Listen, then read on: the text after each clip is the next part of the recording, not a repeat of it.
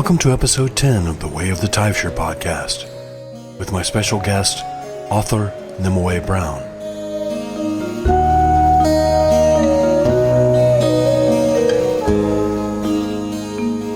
Hello, thank you for having me. You've written several books on pagan and druid titles. I believe the most recent is When a Pagan Prays. Yeah, that came out back in the summer. Yes. Still warm. This is a discussion that we have quite a bit. What does prayer mean to a pagan or to a druid? So would you mind enlightening us on that?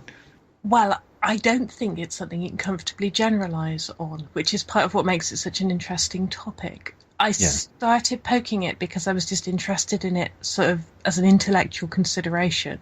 What do we do as a community? And a lot of people were very uneasy about it because they associate it with more Christian traditions and petition especially, and feeling that we shouldn't go to the gods and ask for stuff. That's not quite where we're at. And then there are other traditions where people have much more involved and comfortable prayer practices. So there's huge diversity out there in terms of what people do and how they feel about it. So eventually I ended up poking about for myself and experimenting because there is no substitute for doing, was the conclusion I came to. You also do graphic novels, steampunk comedy, gothic tales. Would you care to talk a little bit about that? I fell into graphic novels, from my perspective, by accident. I was picked up online by an artist about a decade ago, and he said, "Write for me." And I said, "I don't know anything about comics."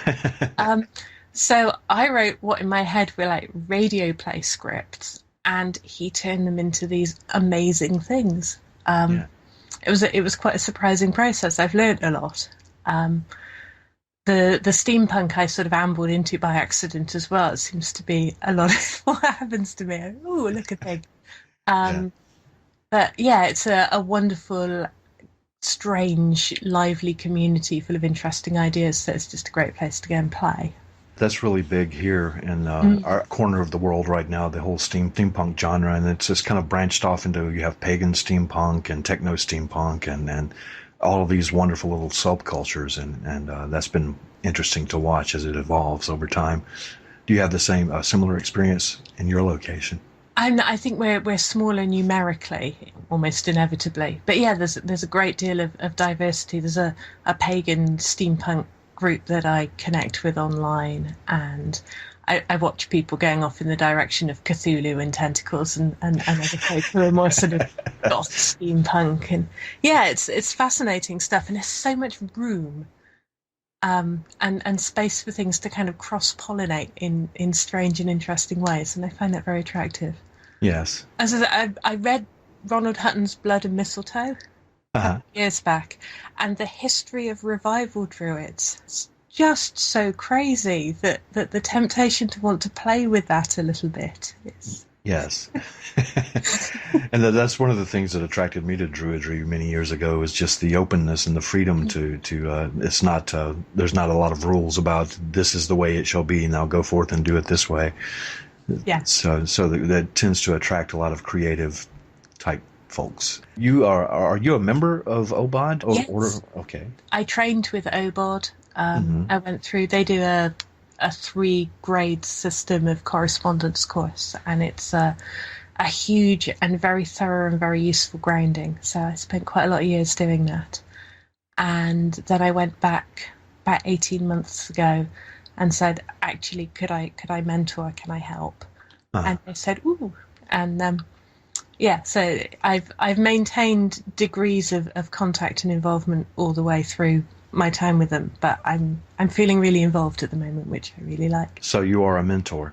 What is that experience like? How do you what skills and talents would you need to be a mentor? Willingness not to control or need to control the other person's journey is probably the most important thing, and we're there to support and encourage and help if there's things that are confusing. And the big problem with it is that it's written from a European perspective. Mm-hmm. And of course, if you're in the Southern Hemisphere, half of it makes no sense in terms of where the seasons fall, and the plant life's all different, and you've got to deal with the fact that your ancestors are not the ancestors of land that go with English Druidry. So there's all kinds of fettling and fine-tuning and working out where you fit in it that a person has to do. And it's nice to have somebody who will make friendly and encouraging noises while you're sort of working out what to do with this. And a lot of people who study, of course, aren't in England. There's a lot of OBOD folk are overseas. So, yeah, I spend a lot of time going, well, what have you got where you are? And what makes sense to you? And how can you rethink this? Because Yes. it's so important to be where you are, I think. And we had several healthy and lively discussions when we tried to reconstruct the Ogham with native plants and varieties here, because a lot of the stuff doesn't grow here. So. No, and there's no point working with a tree you've never seen. Yes, exactly. Yeah. It's like, can you give me an herbal cure for so and so? Sure, let me hop on the boat and I'll be right back in a couple of weeks. Yeah. Yeah. So, what are some of the differences? Well, let me tell you where I'm going with this. Our order is based in the Carolinas in North America. Druidry, one of the aspects of Druidry that we try to honor is spirits of place. The Druid heritage is full of Celtic mythology and that sort of thing. But at the same time, there are spirits of place here that came from the Native American people, the Cherokee, the Ojibwe, et cetera, et cetera. One of the livelier discussions we often have at our gatherings is, do we honor the spirits of place of our ancestors in Europe, or do we honor the spirits of the ancestors in North America, or do we honor both, or are they both the same thing? Or have you ever come across any of that? Oh yes, and I know it's a big issue for Australian Druids, and the problem of not falling accidentally into appropriation.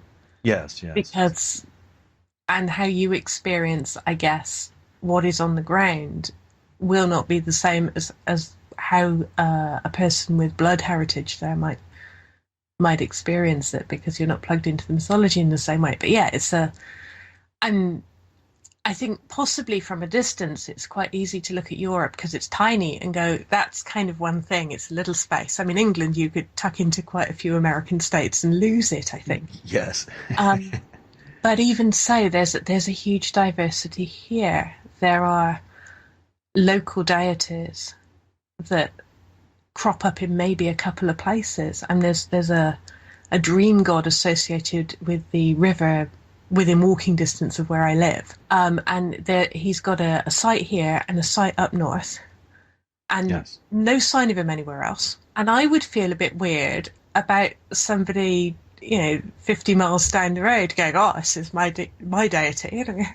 And there's that sense of intense localism, I think, is actually very important in the Celtic stuff, that they really are, the goddess of the river is the goddess of the river. That river, very specifically.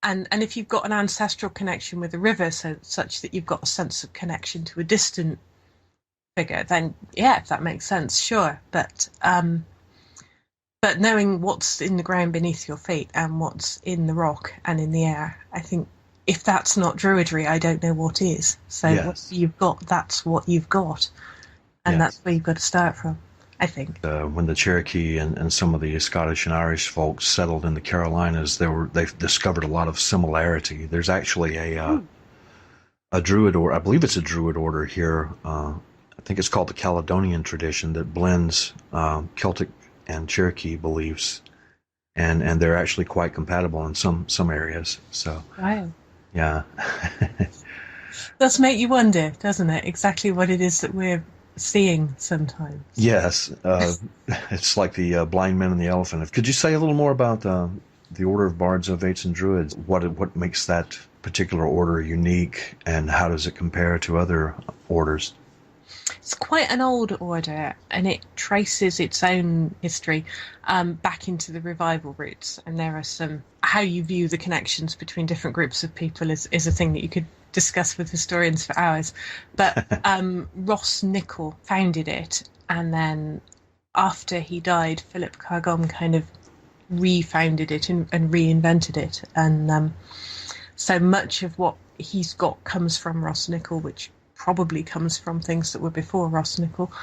And it's a very gentle order. Although there's an inherent structure in it with the Bard, Ovate, Druid progression, it's a very warm and reassuring place to be, and I've come back to it repeatedly because I love that about it. It says in so many ways that there is room to explore and experiment and express, and it's not dogmatic, and it as a consequence, there are Christian druids in OBOD, there are Zen druids, there are people who are mingling all kinds of things because it's got the room to allow that. It's a very affirming framework on which you can attach a lot of things to it, but it gives you this kind of definite place to stand from which you can start. And I've read several of Philip Cargam's books, and Dave the Bard has actually been on the podcast. Yes. He's lovely. Yes, he is. Yeah. He is a bard in every sense of the word. He's a very good sort of personification of what OBOD is like. Really? Okay. It's like Dave, really.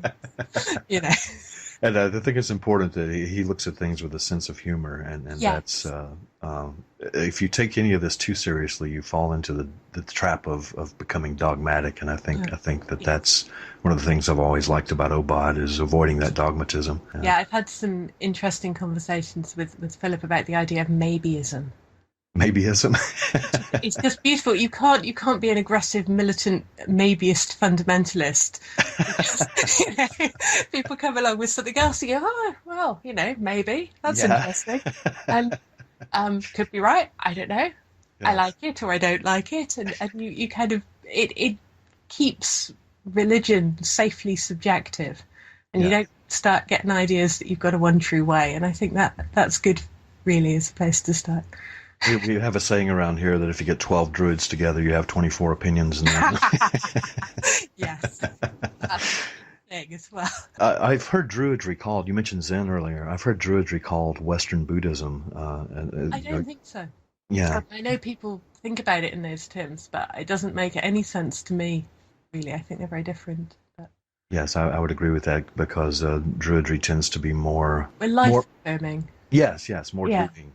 We're not transcendent, and there's a lot of that whole get above the mortal that it doesn't resonate with me at all. I think we have more in common with Shinto if you want to look eastward. There's things about that I find very resonant. It's very rooted in its own land, which is a useful sort of point of comparison.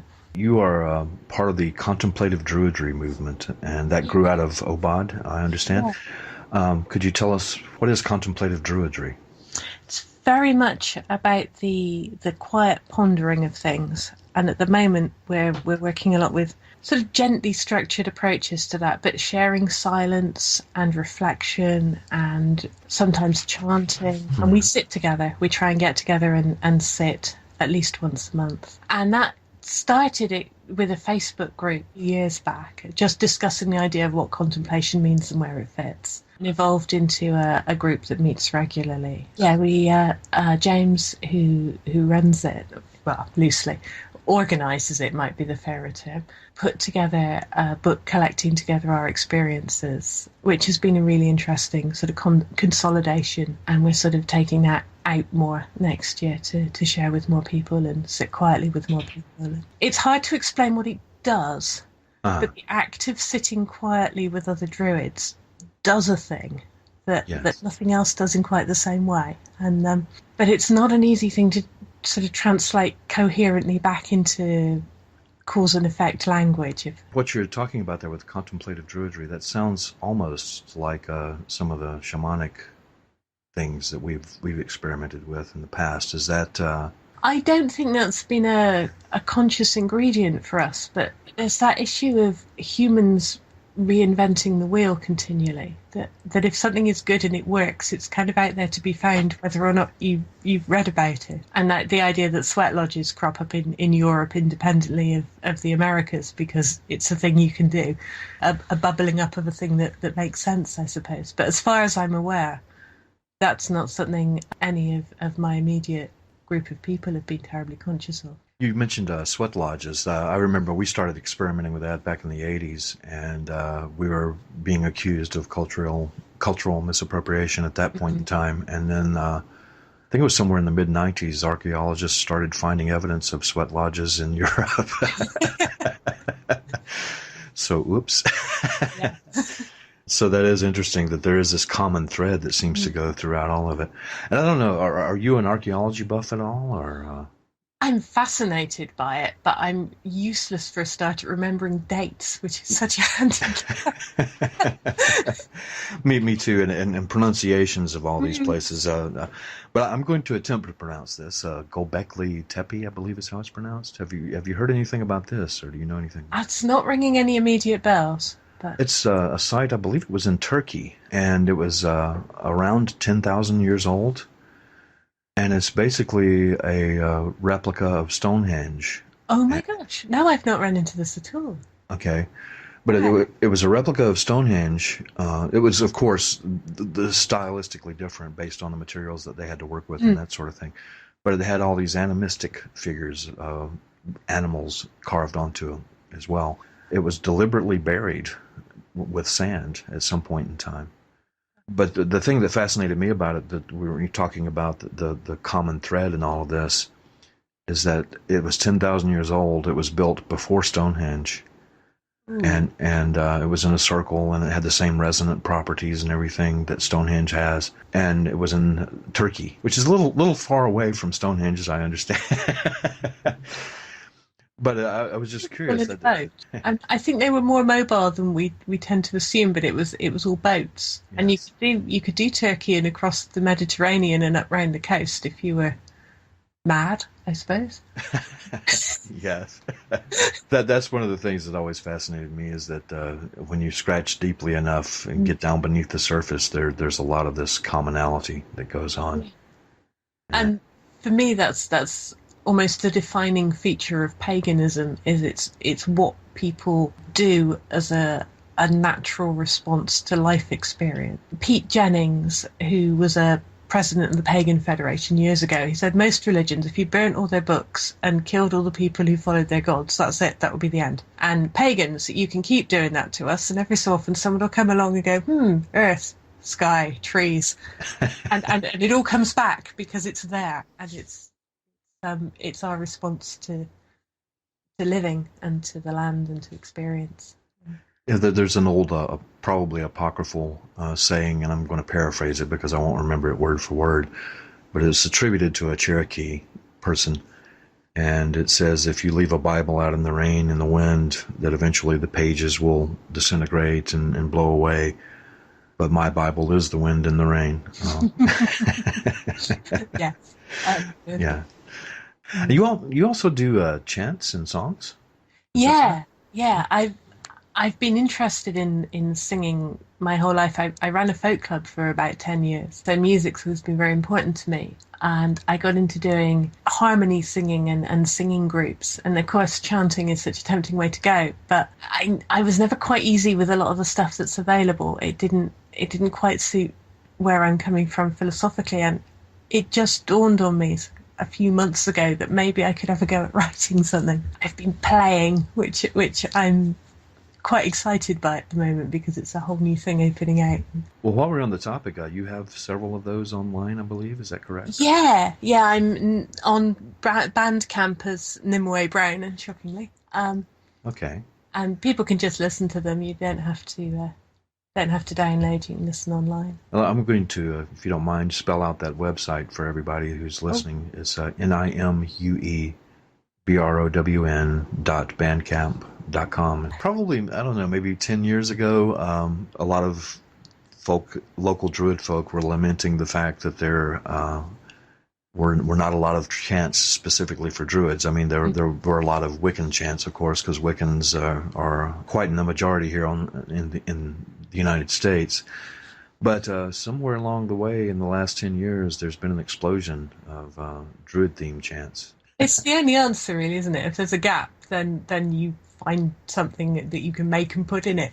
Yes, nature abhors a vacuum. Yeah. Absolutely. And this is where traditions come from. Somebody has to make it up, and that's going to be you. So, absolutely. I did a Wicker Man for a few years, and by the time he was 5 years old, he was officially an ancient tradition of 5 years standing. That's kind of taken off here, the Burning Man festival and everything. We were at a festival last weekend called Vulcanalia, and they had a wooden phoenix that they burned. Oh, right. And it wasn't specifically a pagan event, but there was a lot of steampunk and pagan, and the name Vulcanalia comes from the fact that it was arts concerning fire spinning, poi, fire casting, that sort of stuff, and fire breathing, and at the end they burned this big phoenix. And I was just sitting there watching the crowd and wondering, I wonder how many people know the origins and the significance of what is happening right now. and that was one of the things that got to me, was that it didn't matter if they knew the origin; they were still enjoying the experience. So Yeah, it's whether or not it speaks to you, isn't it? And yes. I believe the creators of Burning Man said that they refused to say what the Burning Man symbolizes. That's up to the person that's experiencing it. yeah. I used to find out with the Wicker Man that people who were not sure and had not been involved would watch it, and you could listen to them speculating about where it came from and what it meant, and making up kind of story responses, which was wonderful. It was just, in many ways, the best part of the evening for me, because there's that creative engagement and that wondering, which opens doors for people, and it's much better than telling them what to think. Yes. And that goes in with my own pet theory that mythology sometimes is more truthful than history. That what you create out of the experience is more important than the details of this is what happened and then this is what happened. History is such a dodgy idea, because it's making very small stories out of very big swathes of stuff, and they're always much more subjective than they try and announce themselves as being. History is 90% story. It's a selection process. Even if it all happened, all you got to do is leave a person out or skip over a bit, and you've changed the whole shape of the thing. It reminds me of a children's game here called Telephone, and you have a line of children, maybe 10 or 12 children, and you tell one of them a story, and then that person whispers it to the next person, et cetera, on down the line, and then the last person tells the story. The idea is to see how similar it is to the story you started with. And it's very rarely the same thing. Which in some ways is part of the joy of it. But yeah, things evolve. And I've seen that over my lifetime, just watching how the history of things has evolved. I lived through the civil rights movement myself, and then seeing what the story is now about what happened then is a little different. So as far as chanting, to get back to that subject, you mentioned that sometimes you use chants in contemplative druidry. Do you have any recommendations or favorite uses of chants in a ritual or in contemplative druidry, or just in general? A lot of what comes to the contemplative group comes from another member, JJ Middleway, and I think he writes some of them. He doesn't tend to talk about where he gets them from, which makes me suspicious.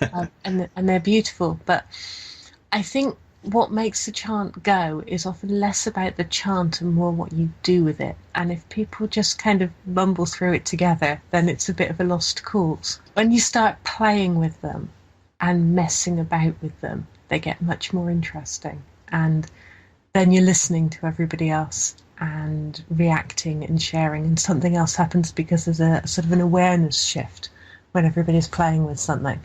And when people stop being frightened of interesting harmonies, that's also good. It's that kind of, we want safe, familiar, comforting sounds, but if not everyone can sing in tune, that can be really intimidating. But if you go, the wild, exciting, clashing, unpredictable harmonies, we can embrace those. Then whole vistas, and they can be much, much more exciting than the familiar harmonies. And you can really kind of lift hairs on the back of the neck when that gets into the sort of the stranger and less resolved sounds. So yeah, it's more about the playing than the material you start with. I think if you go into it in a spirit of sharing and creativity, then it will become exciting. It doesn't matter where you start from, I think.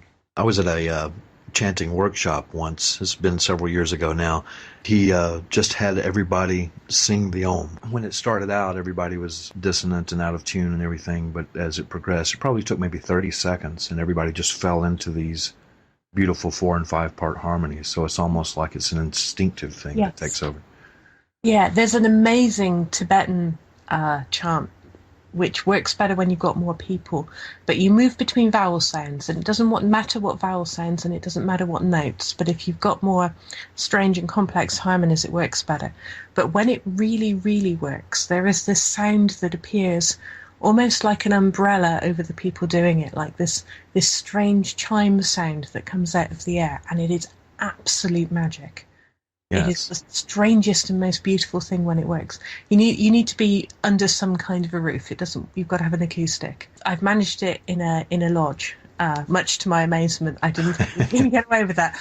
But yeah, it is eerie, and it's like some other voice has entered the proceedings, and I heartily recommend playing with that. I'm wondering. I had an experience like that myself once, and we were in a mountainous area where there was a lot of granite facing, and there were probably 30 people there chanting.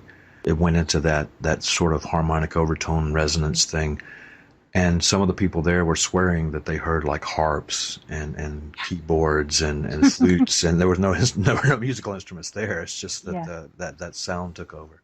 Is that sort of similar to what you're? Oh, definitely. And I think, and a lot of spaces have an acoustic. And when you catch the resonance of the space, it's like it sings back to you.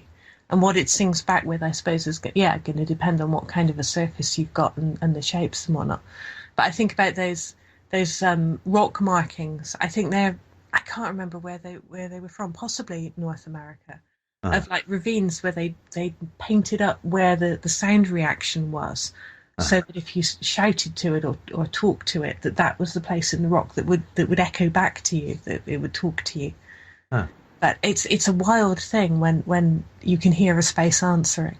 And Stonehenge does that, even with some of the uprights missing. I've sung there, just the ones, and you can hear those rocks sending the sound back. I can't begin to imagine what it must have been like when it was complete. It must have been like standing inside a microphone, I think. Yes. They knew what they were doing. Yes, exactly. You have to think, they were moving those tons of rock around. They must have been onto something, right? Yeah. I'm a physics buff, and they've got this thing now, superstring theory, where that everything in the universe is basically vibration of strings. So I was wondering, as far as the relationship between music and the vibrations of the universe, that whole superstring theory, that sort of thing. Have you ever played around with those ideas? Is there a particular contemplative Druidry or OBOD viewpoint on that idea? I'm not a physics buff, I'll say that now. And the idea of connectivity between all things and web of life, kind of thinking about connectivity and the spider web connections. Yes. I think it's something that crops up in a lot of forms of British Druidry.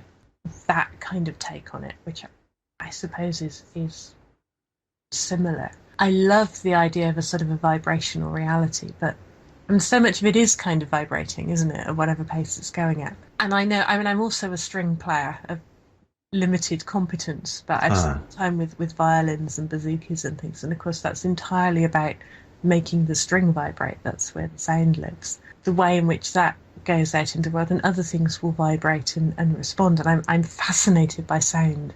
The idea that could maybe work as a bigger understanding of how reality functions is intriguing and very attractive.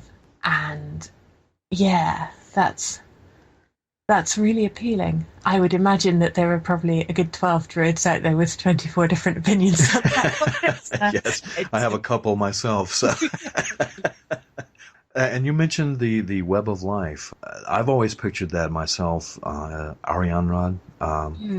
I see her as a parallel to the Spider Woman of Native American tradition, that she weaves the web of life and that we are all threads in it. Has that been your experience? I like kind of woven tapestry as a way of thinking about reality from a sort of a more abstract position, my metaphor of preference. But yeah, the number of spinning and weaving and thread wielding, fate orientated thought forms out there, there's something very tempting about it as a way of looking at things, because as the Norns are all wool wielding as well. They've got their threads and very fine stitches holding it all together. Yeah, I like that. Do you have a particular personal philosophy of Druidry that you have pieced together over the years? I usually have something on any given day. Whether it's what I'd say tomorrow is a whole other question. I very much see my relationship with Druidry and with wider reality as a sort of a work in progress. The idea of conscious exploration and experience, and then making emotional and creative responses to that experience in a way that is of service to land, tribe, community, the wilder world, the future, whatever it makes sense to do with that. Yes, that's kind of the gist of my overall shape, but exactly where the emphasis lies will probably change one day to the next. Yes, I'm well familiar with that one.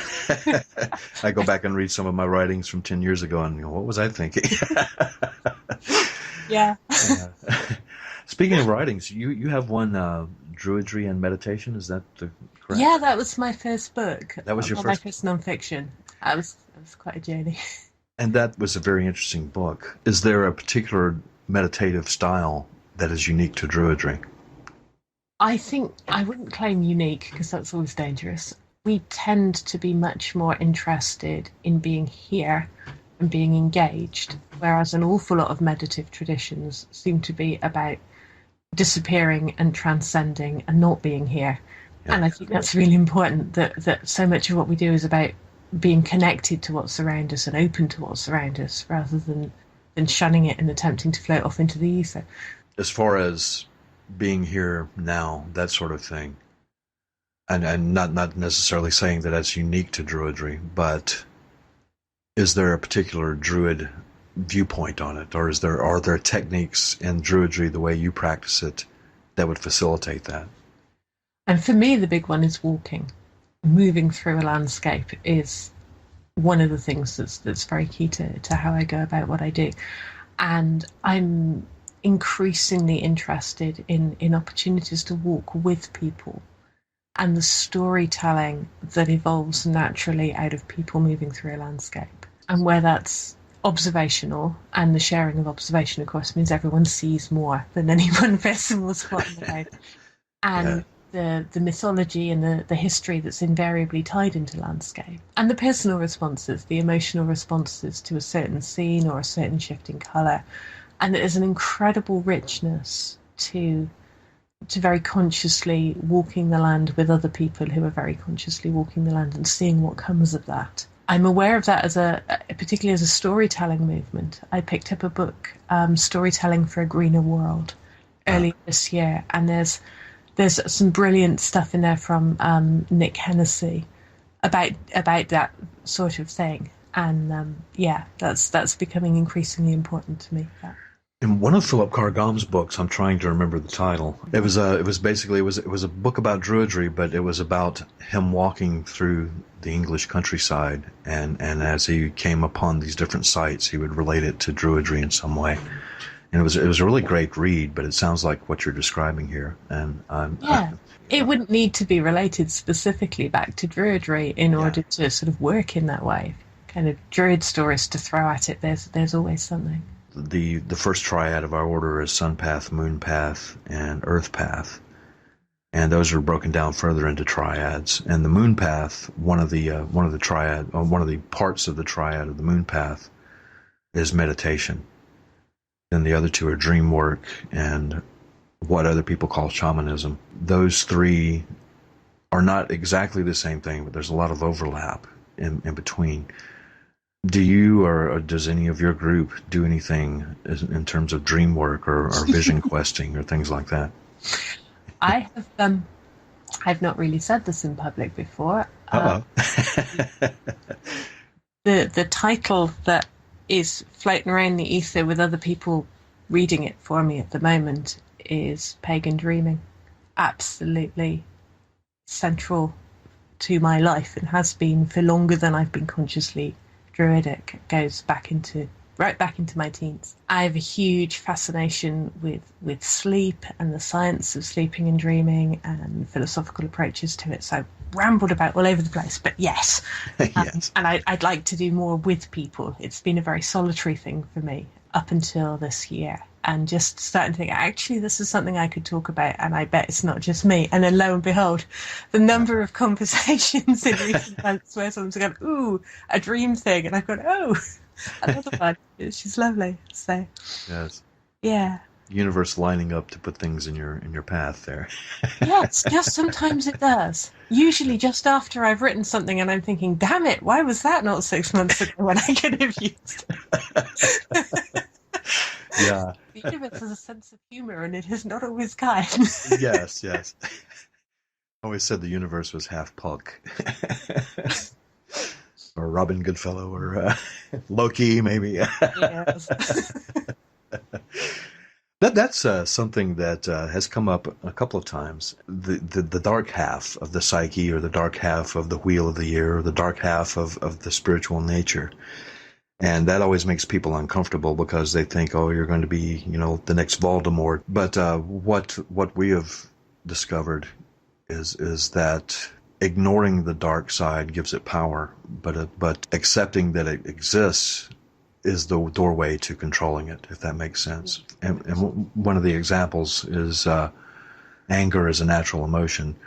If you get angry in circumstances, it's not the anger that's a problem, it's the behavior that follows the anger, that sort of thing. And if you deny the fact that you're angry, that just leads to more anger. That whole sense of humor, that dark type teaching tool, Loki, Puck, Robin Goodfellow, I think it was Coyote and some of the Native American tales. The idea of the sacred trickster being able to trick you into knowledge. Have you experienced anything where the universe seems to be tricking you, but in actuality it turns into a teaching experience?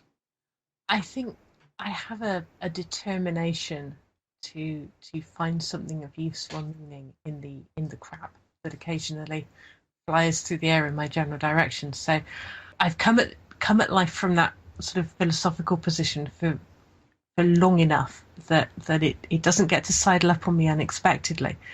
But at the same time, I'm really starting to see it as how that is valuable as a teaching tool, because there's nothing like striding in and beating people over the head to make them put their hands over their ears and go, la la la la la, I can't hear you and I don't care. Whereas if you can sidle up to them with a story that comes in at a funny angle and doesn't kind of demand that they do something, people will go away and go, ooh, I could do something with that. And so that role of dancing around a thing or camouflaging it a bit in order to get it in under the radar is something I'm finding increasingly attractive, and the potential of storytelling and fiction to make it possible to think about things that otherwise you don't want to think about. There was an old Native American story, and I'm not going to tell the whole story. The gist of it was that the coyote was always playing tricks on everybody in the tribe. Then the chief came to him and asked him not to do that, but the coyote says, well, I promise I'll never play tricks again. And then the chief says, oh, no, I'm not asking you not to play tricks. I'm asking you not to do malicious tricks. Whenever you do a trick, it must be for a teaching purpose from now on. So it was a way of acknowledging the coyote's nature, but at the same time, always turning it to a useful purpose. And so is that the sort of thing that... Oh, very much so. I mean, you've got to work with what you've got. But if you think about it, the inclinations that make psychopaths also make very good leaders. And, yes. The inclinations that make torturers probably also make very good dentists. And yes. What was that movie? Trying to remember the name of the movie where Steve Martin plays the dentist who likes to torture people. Little Shop of Horrors. Little Shop of Horrors, yeah. Exactly. Yes. I actually saw a study one time that how many political leaders and corporate leaders and everything else actually had a lot of sociopathic qualities about them. Yeah, if you can steer it the right way. And frankly, a dark mind and murderous inclinations and a slightly sick and twisted nature makes for a wonderful fiction author. I mean, emotionally well-balanced, perfectly sane and nice people do not tend to write terribly good books when you get down to it. So there's always a place. It's just a matter of finding it. It's like actors. You ask them what parts they want to play, and they want to play like the Hannibal Lecters and that sort of thing. But it's so much better to play it. Or if you're writing it and you don't actually kill anybody, everybody wins. It's lovely. Yeah. And I think that that actually comes down to the whole thing about controlling that dark side. I mean, you can go out and murder 15 people, or you can write a book about it and get that out in that way, and that becomes a productive. And I don't know if entertaining is the right word, but it's an outlet for it, I guess. And some of that dark energy can be turned into some creative aspect of something. Yeah, and there's always somewhere to go with it, I think. And knowing that and working with it rather than having to squish it, it opens up possibilities in all kinds of interesting ways. And we don't have to be sort of bland and beige and entirely safe, but it's possible to do that without being problematic or excessively destructive. And there's a need for distraction sometimes. There's a need for people who will take things down and go, oi, enough, and stop. And if you don't have that balancing force and the people who know when to destroy things, there are some things that genuinely need taking down. And you were talking about the civil rights movement earlier, and in many ways that is about destroying a certain kind of structure. Or you dismantle, you cannot build what is needed. We're seeing the same thing all over again. The reason that discussion came up is I lived through the civil rights movement in the late 60s, early 70s. I was a very young child, but I was old enough to know what was going on. And now we're seeing the same thing in the gay rights movement. We're heading in the right direction. So there are times, I agree, when things need to be taken down so that something new can... It's like plowing a field. You have to cut down the old crops before the new crops can be planted. It's one of the many reasons I'm not a very good gardener, is that I don't know when to cut things back. Okay. You get on with it, plants. It's all fine. And then they just sit there and choke each other. And sometimes, probably, they get in there with a sharp thing and sort them out. I tell everybody it's an experiment in letting things go back to their natural state. Absolutely, yeah. and that's kind of this is another topic of hot speculation at many of the gatherings. The revival of Druidry. Okay, well, it depends on when you're going to pinpoint the exact revival. And we go back to Edward Williams' Yolo Morganug.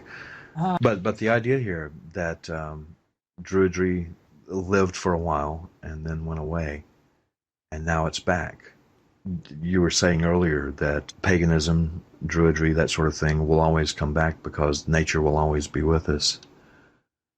Do you see a parallel there? Are there some contributing factors to what was happening when Ross Nichols was around, when Edward Williams was around, that led to the opening up of Druidry as a path again?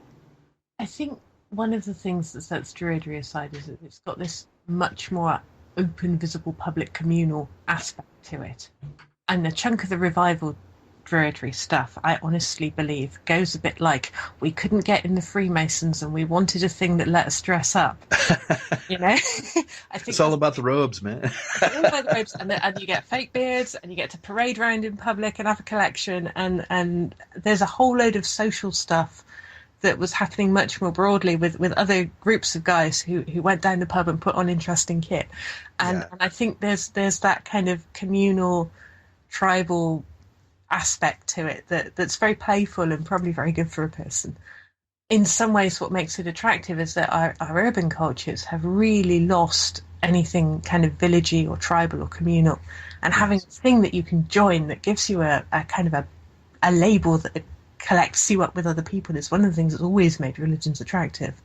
But that for people who aren't very good at conventional religion and have more dressing up urges than can be readily satisfied, will either wind up as a steampunk or a druid, or a steampunk druid, or druid heaven or something.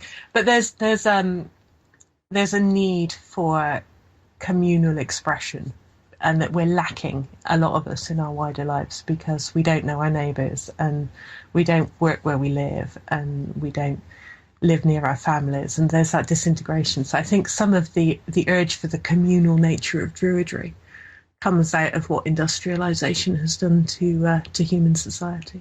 I would agree with that. We used to joke about the whole thing about the dressing up and everything. One of the jokes I heard was the way you tell a pagan elder is they're the one in the jeans and the t-shirt. The more I started studying the idea of the psychology of clothing and well, or not necessarily clothing, but costuming and that sort of thing. Mm. And I went to a training once where they had everybody create a mask and just put on that mask, and everybody's persona changed when they put that mask on. And so to take that a step further and go into the dressing up and that sort of thing, what does this outfit make you feel like? And how does that change the way you interact with other people? Mission to do something slightly different. Yes, the whole idea of guising and be somebody different for a while. And take off perhaps the everyday mundane job personas that maybe you don't want to take out into a field. And I think that transition is helpful to a lot of people. When I'm on my own, I tend to be a walking boots and weatherproof coat kind of a druid. I want to walk and I want to sit on the hills, and I want to go where it's muddy, and God, you don't want to be trying to get mud out of white robes on a regular basis. That's another. We should do a druid fashion show sometimes because it could be interesting. But when there's celebrant work to do, or when there's ritual, and when there's people who are kind of expecting something, then there is a certain need to sort of dress for the occasion. And if someone's booked me for a wedding, I will endeavour to look interesting at the very least, so that they know who it was that they booked. And not just it's not the time to turn up in the jeans. But. That's kind of the evolution of the entire druid look there, because I remember when I first went on the path with the white robes, and you're sitting on the ground, and you got mud stains in places you don't want mud stains, and and then as I got older, the robes got darker and darker, and yes. Now I'm back to the jeans and the t-shirt. But it is definitely a different perspective. And you're also a blogger. Compulsively, yes. Yeah, okay. So what sort of things do you write about? Obviously Druidry, but is there a particular... I blog every day, so everything sooner or later. But I tend to sit down at the first thing in the morning and go, what do I know that I did not know before?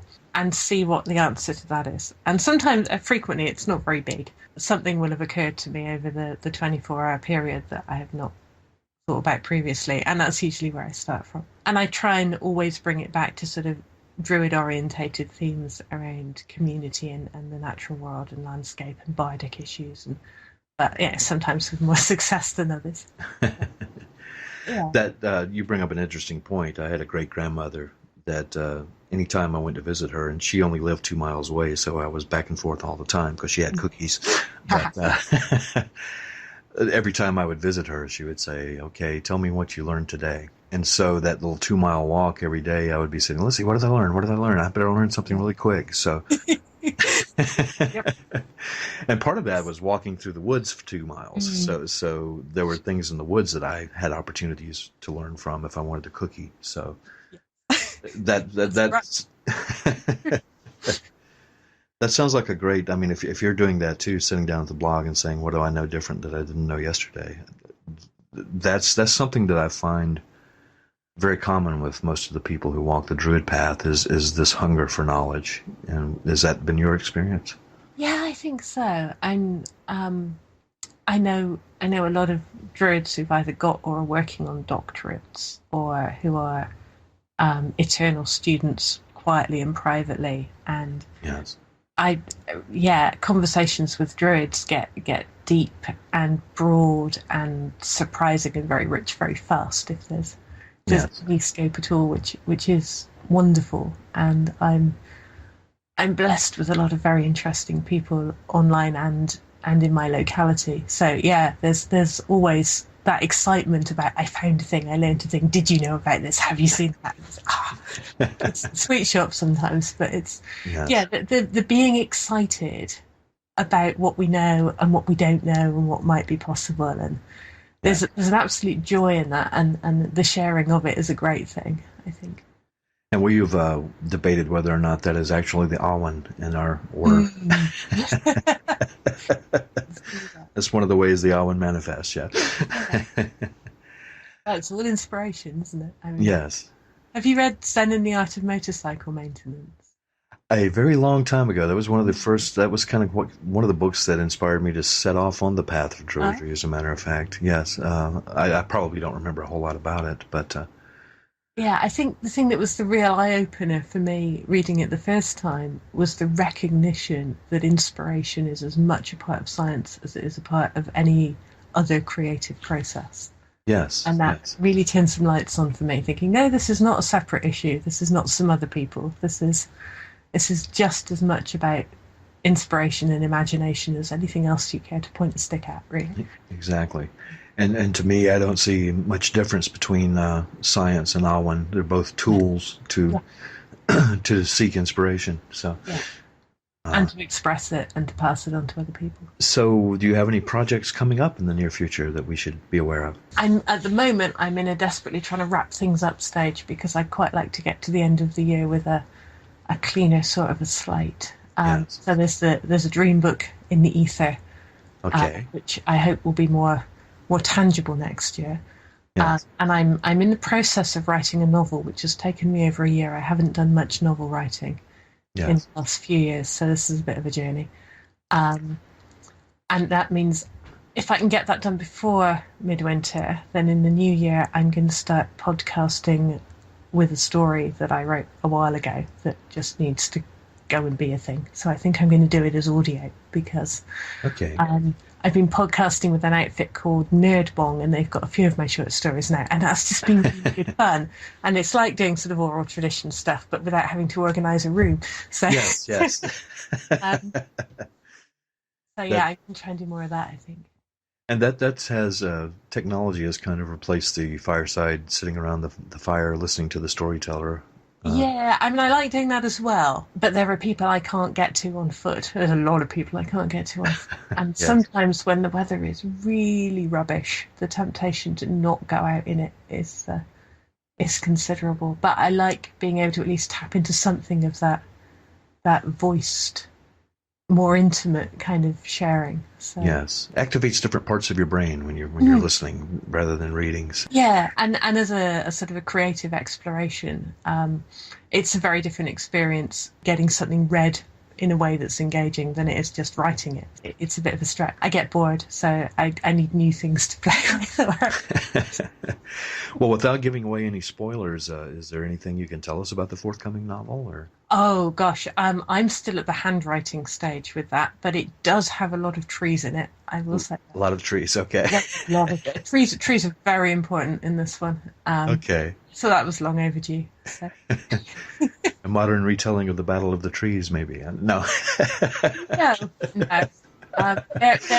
There are definite and discernible nods to things Druid and Pagan, but there's also a sort of a let's see what we can get in under the radar. Okay.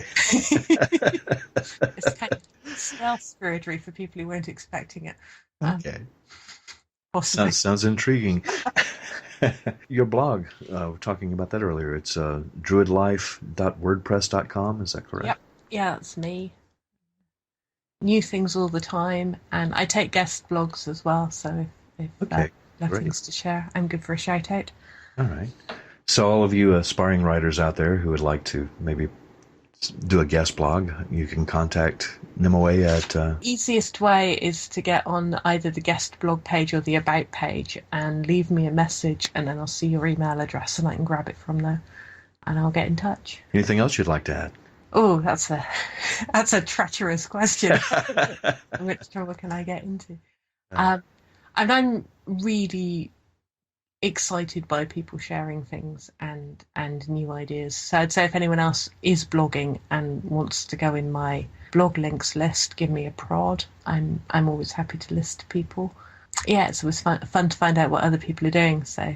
And we'll put your contact info on the website as well when the podcast comes out. I really appreciate you being here. Look forward to maybe having you again when the novel comes out. This has been excellent and fascinating. So thank you for sharing so many of your stories with me. And thank you for doing the same. In the way of the Taibhsear, we use the Celtic tree alphabet known as the Ogham. In this section of the podcast, we will present one character of the Ogham each week, offering information on the meaning of each letter of the Ogham alphabet, trees associated with each letter, the healing and magical properties of each tree, gods and goddesses associated with each tree and letter, and the divinatory meanings of each letter of the Ogham. Since we will be discussing medicinal uses of the plants in this segment of the podcast, please remember that herbal medicine requires caution and practice.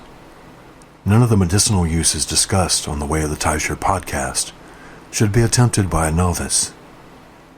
Some parts of the plants of the Ogham are poisonous, and people with allergies should also be aware of the potential allergic reactions to plants. If you are interested in herbal medicine, find a skilled practitioner and take lessons. Do not attempt to use medicinal plants without the supervision of an expert.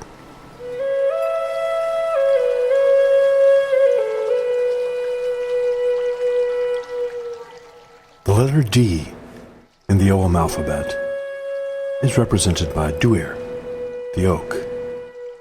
Its divinatory meaning is power, strength, and endurance. The healing properties of the oak. Oak leaf tea is an astringent good for treating kidney stones and hemorrhoids. Oak bark tea can ease a sore throat. A tea made from the bark of the white oak is an effective decongestant. You may either drink the tea or inhale the steam from a boiling pot of bark. An infusion made of oak bark is also a powerful antiseptic. Powdered oak bark mixed with peppermint oil makes an excellent natural toothpaste. Crushed acorns relieve constipation and may help ease the cravings of alcoholism. Mistletoe, which commonly grows on oak trees in North America, was called all-heal by the Druids because they believed it could cure almost any ailment. Magical uses of the oak. Oak is one of the trees in the sacred Druid triad of oak, ash, and thorn. It is also one of the 7 noble trees defined by Brayan law. These noble trees are oak, hazel, holly, yew, ash, pine, and apple. Brayan law describes severe penalties for improperly cutting these trees. A tradition that survives to this day in many parts of Europe is the kindling of need fires. Such a fire is lit during a time of need, such as an illness in a livestock herd, or an epidemic among the people of a village. Need fires are traditionally made using wood from the oak. Oak is one of the 9 firewoods to be added to the Belfire for the Festival of Beltane on May the 1st. The 9 sacred woods of the Belfire are birch, oak, rowan, willow, hawthorn, hazel, apple, grapevine, and fir. The Yule log burned at the winter solstice was traditionally cut from the mightiest oak in the forest. Oak magic is a magic of strength, success, and stability. The oak is known as the king of the forest or the king of the grove, and the word druid may have come from the Gaelic word for oak. Oaks are especially sacred to the Druids, and the tree represents wisdom. Acorns are used to decorate altars for Samhain, and they represent rebirth. Carrying 3 acorns in your crane bag is said to promote health and long life, and to prevent illness. If you catch a falling oak leaf in autumn, you'll have no colds all winter. A statue of a god or goddess carved of oak is especially powerful. Gods and goddesses associated with the oak are Taranis, Herne the Hunter, Caridwen, and the Oak King.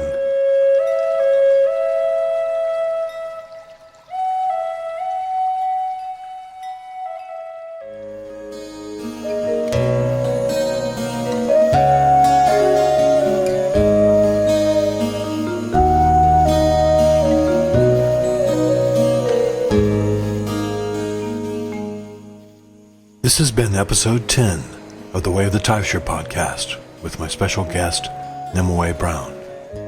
Listen to us each week on International Pagan Radio, where it's all pagan all the time.